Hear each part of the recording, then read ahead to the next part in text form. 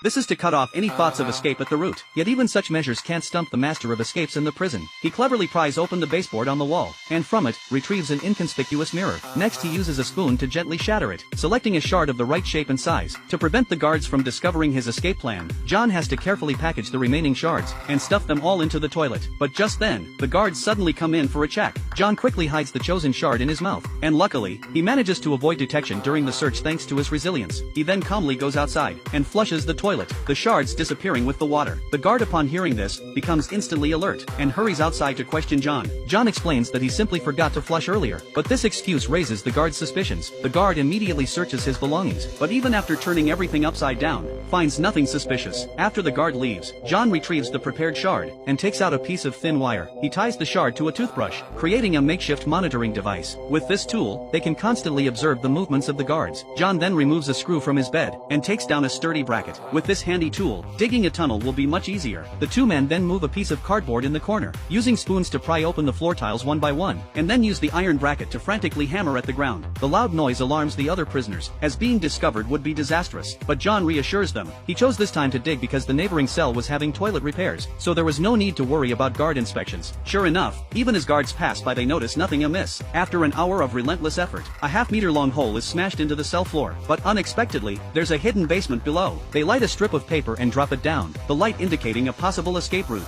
After doing all this, they quickly clean up the scene, and when the night is deep and quiet, John decides to explore the basement.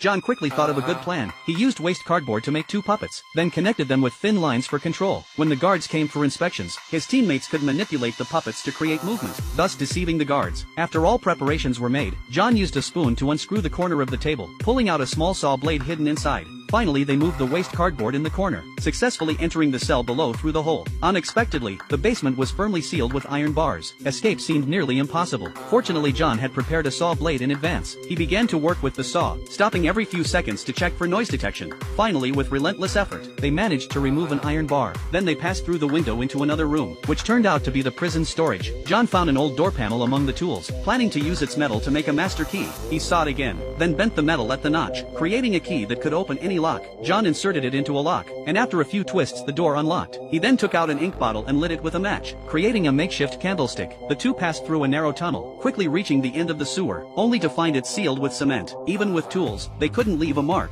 but John noticed something on the adjacent wall. The builders, to save on material costs, hadn't used quality concrete, so the wall was soft and easily broken with tools. After understanding the situation, John decided to bring tools the next day to try, but just then, the guards suddenly started a surprise inspection. Luckily they quickly returned to their room through the tunnel. This crisis made John realize he needed to make a timer to keep track of time, to prevent similar accidents from happening again. First, he stealthily took 2 bottles while the doctor was distracted, then scooped up some fine sand from a bucket. Back in his cell he combined these tools, and just like that, a rudimentary sand timer was made. With it, they could easily time the guards' patrol intervals. Then John hurriedly crawled into the hole they had dug, knowing that once they broke through the wall, their escape plan would be a success. Each time the sand ran out, they would quickly return to their cell. Then they would switch to another 2 companions to continue digging. After a week of hard work, they finally broke through the wall. 2 of them excitedly crawled through to the other side, climbed the ladder located under a manhole cover, and found themselves truly outdoors. But they gave up the chance to flee, returning to their cell to share the good news with their mates. Hearing this, John decided to act that very night, but as they were deciding the order of escape, the guards suddenly burst in, and took Jack away for interrogation. A bewildered Jack was brought to the warden,